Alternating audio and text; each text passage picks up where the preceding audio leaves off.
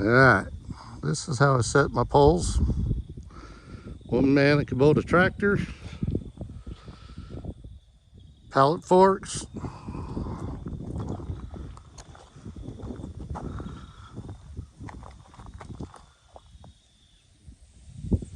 put 3 screws right there in the center of it, tie it to the top pallet fork, pick it up just like a telephone pole.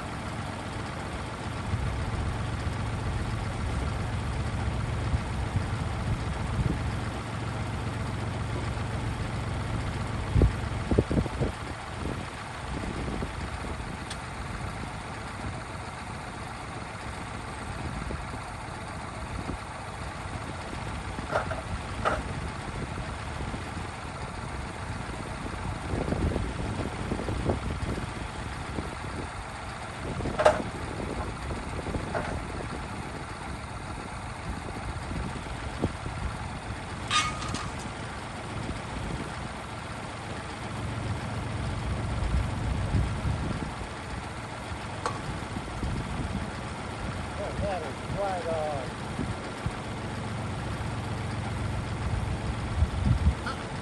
Not even a half 12 long.